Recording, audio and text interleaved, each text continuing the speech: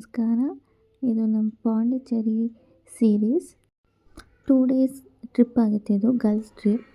ನಾವು ಮೊದಲೇ villa ಸೆಂಟೋಸಾನ book ಮಾಡ್ಕೊಂಡಿದ್ವಿ. ತುಂಬ ಚೆನ್ನಾಗಿತ್ತು ಪ್ರಾಪರ್ಟಿ. ನಮಗಂತೂ ತುಂಬ ಇಷ್ಟ ಆಯಿತು. ತುಂಬ ಎಸ್ಥೆಟಿಕ್ ಆಗಿತ್ತು. ಅದರಿಂದ ನಾವು ಒಳ್ಳೆ ರೀಲ್ಸ್ ವೀಡಿಯೋಸ್ ಎಲ್ಲ ಮಾಡಿಕೊಂಡು ಮಜಾ ಮಾಡಿದ್ವಿ.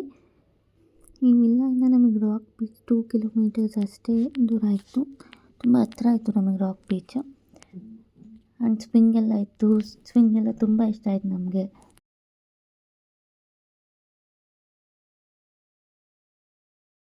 ಸ್ವಿಂಗಲ್ಲೆಲ್ಲ ಆಟ ಆಡಿ ನಾವು ಹೋಗಿದ್ದು ನೆಕ್ಸ್ಟು ಈಡನ್ ಬೀಚ್ಗೆ. ಈಡನ್ ಬೀಚು ತುಂಬ ಚೆನ್ನಾಗಿತ್ತು. ಕ್ಲೀನ್ ಆ್ಯಂಡ್ ಹೈಜೀನಿಕ್ ಆಗಿತ್ತು. ಹಾಗೆ ಸೀ ಫುಡ್ ಕೂಡ ಟ್ರೈ ಮಾಡಿದ್ವಿ. ನೆಕ್ಸ್ಟು ಫ್ರೆಂಚ್ ಕಾಲೋನಿಗೆ ಹೋದ್ವಿ. ಇದು ನಮ್ಮ ರೂಮ್ಗೆ ತುಂಬ ಹತ್ತಿರ ಇತ್ತು. ನಾವು ಬೈಕ್ ರೆಂಟ್ ಮಾಡ್ಕೊಂಡಿರೋದ್ರಿಂದ ಹಂಗೆ ಹೋಗಿ ಫೋಟೋಸ್ ಎಲ್ಲ ತೊಗೊಂಡು ಅಲ್ಲೇ ಕೆಫೆ ಆ್ಯಂಬಿಯನ್ಸ್ ಎಲ್ಲ ಎಂಜಾಯ್ ಮಾಡ್ಕೊಂಡು ಬಂದ್ವಿ. ಇದು ನೆಕ್ಸ್ಟ್ ಡೇ ಫೋಟೋಸ್.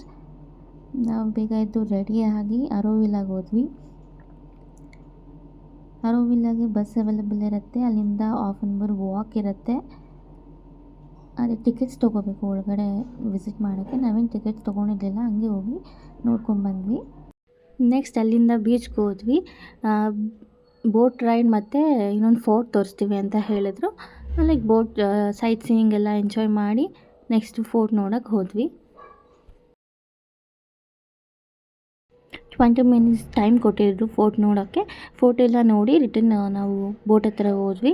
ಅವರೇ ನಮಗೆ ಡ್ರಾಪ್ ಮಾಡಿದ್ರು. ನೆಕ್ಸ್ಟ್ ಈವ್ನಿಂಗ್ ನಾವು ವಿಲ್ಲಾಗೆ ಬಂದ್ವಿ.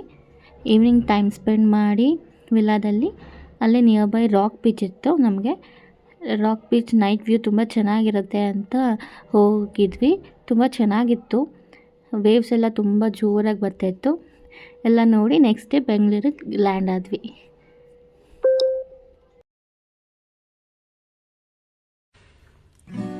ಹಾದಿಯಲ್ಲಿ ಹೆಕ್ಕಿದ ನೆನಪಿನ ಪುಟ್ಟ ಜೋಳಿಗೆ ಬೆನ್ನಲ್ಲಿದೆ. Thanks for watching.